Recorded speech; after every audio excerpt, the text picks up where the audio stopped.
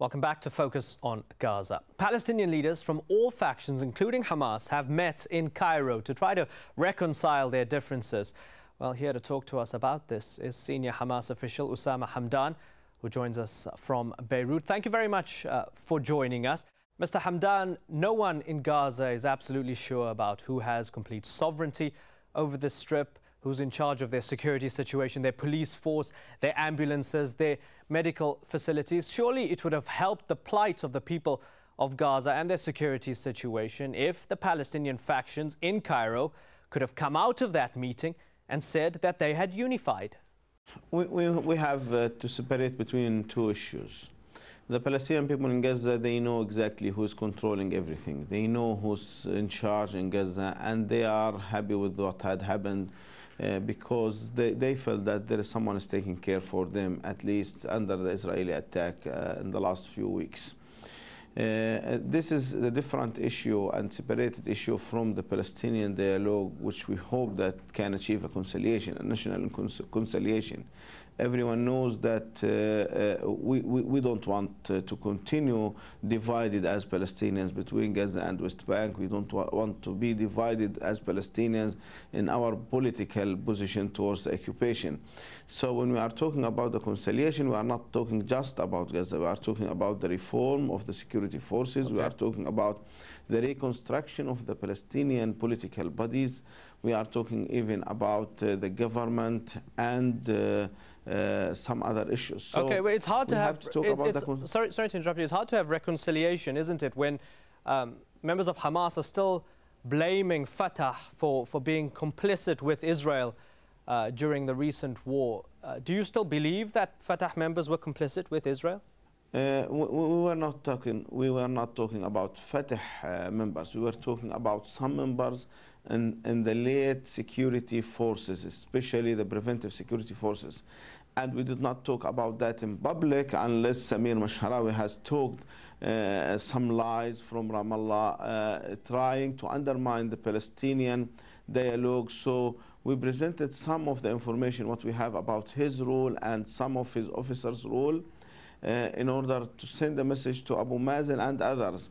Samir Mashharawi and some of the latest Palestinian intelligence are not helping in the Palestinian conciliation. But Hamas is targeting Fatah members. Since the end of the war, Fatah members have been targeted, haven't they? The Palestinian Center for Human Rights says Jamil Shakura of Khan Yunis died from injuries sustained in a violent beating that took place in Hamas custody on January the 30th. This is just one of a numerous amount of cases. Hamas is targeting Fatah members, blaming them for being complicit. No, Hamas is not targeting Fatah members. Hamas is targeting the people who are working for the occupation, for the enemies. And this is different from targeting Fatah members. If you are mentioning who is targeting the members of any other Palestinian faction, you are talking about the security forces in West Bank who are targeting Hamas, Islamic Al-Jihad and Popular Front members. Final question, Mr. Hamdan. Can you guarantee security for the people of Gaza? Can you guarantee to them that Palestinian guns won't be turned on Palestinians in the near future and that there'll be law and order in the Gaza Strip? Well, everyone knows that there is a law order in Gaza Strip from the June 2007. Everyone knows that Hamas did not turn the guns against the Palestinians. The guns were turned against the people who worked for Dayton to undermine Mecca Agreement, nothing more than this. If there was anyone who will work inside the Palestinian community for the occupation, Hamas and the other factions will work against him.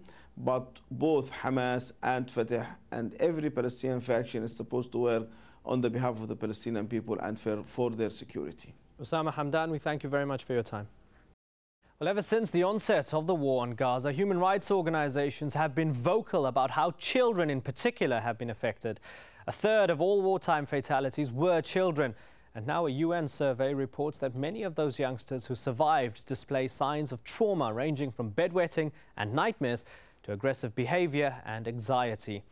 Well, this week we see how the Samouni children, who we first filmed during the war, are coping in the first of our weekly glimpses into family life.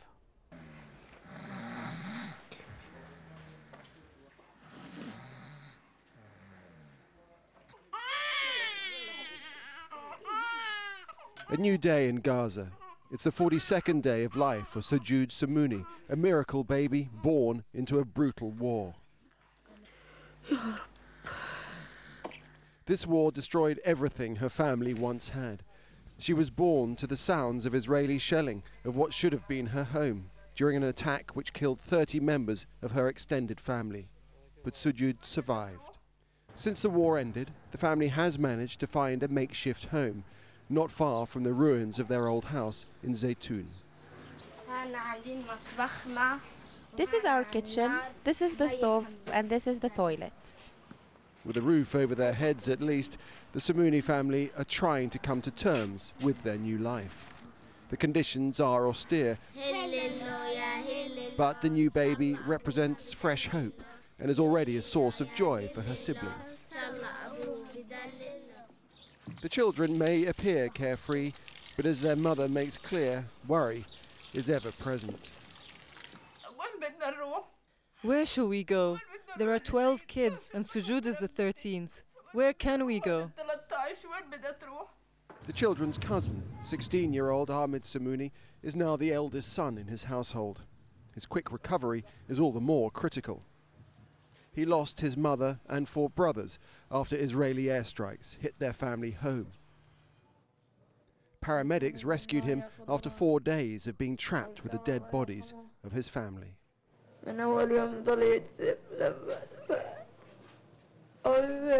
He was bleeding right in front of me. My mother and my youngest brother are gone. This boy has been psychologically affected. He says things which don't make sense, and I have to be very patient with him. The doctor said to me he needs to be with his brothers to improve his condition.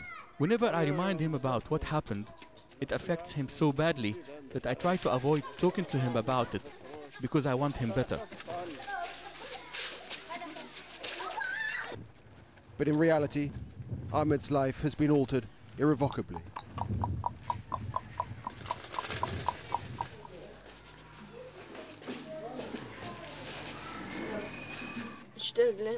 I miss my mother, my brothers, and my uncles. كل شيء زي فطور Everything. Breakfast, washing, going into the field together, working the land, running errands for her after school.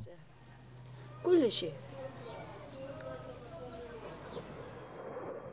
But there are constant reminders of the war that took her away. And a new generation is growing up with the sound of F-16s above their heads.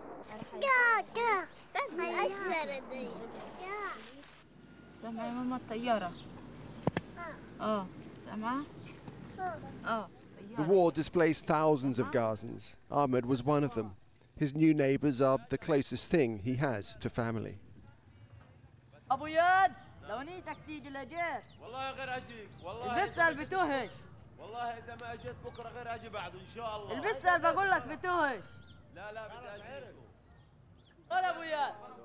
For Ahmed, like thousands of other children in Gaza, the innocence of childhood is quickly passing him by.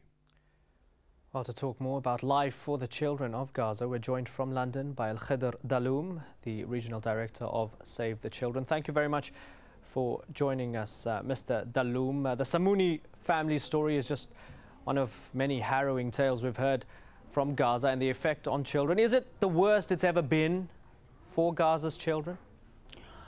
First, I would like to thank Al Jazeera to put children in the center of your news agenda.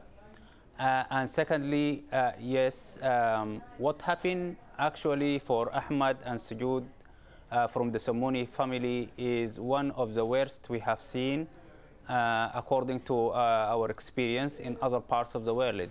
But during the course of the war, most of these children has been affected by fear of losing the beloved one, fear of the house being destroyed on their heads, fear of being killed, fear of the jet fighters. And as a result of that, we have seen reactions from the children and some reactions that children want to be very close to their mothers. Children are screaming, children are not concentrating, lost appetite to eat, and then bedwetting and a nightmare. So all this happened during the course of the children, the course of the war. And then this is affected every single child in Gaza. And as you know very well, almost 56% of the population of Gaza are children. And the borders are closed, so those children can't go anywhere. So within Gaza itself, are there any mechanisms to help those affected and help rehabilitate the youth? After the war, we have seen the signs of fear, and we have seen the symptoms continued, like the anger, like the non-concentration and everything. And as a result of that, Save the Children has responded by opening 14 safe places. And also we are supporting 10 early childhood centers. The main purpose of these centers is to bring children to the normal life, is to take them through this to the normal life. And also we have advocated very much for the opening of the schools. What is the schools is going to offer? The school is going to offer children that can speak to other children. Children will be listened to, their views will be valued by other colleagues, they will hear to listen, other stories, and then after that they compare notes, and the children is starting calming down gradually. But as we have seen in Gaza, one of the very pressing things that children really, they have high degree of resilience. And this is something that we have learned a great deal of it. And it depends, this degree of resilience, it depends on the surroundings, it depends on the family support, it depends on the role of the adults and the parents. Okay, Al-Khidr, thank you very much for sharing your thoughts with us, sir, and good luck with your work for Save the Children. And thanks to you, the viewer, for joining us here on Focus on Gaza. We'll be back at the same time next week.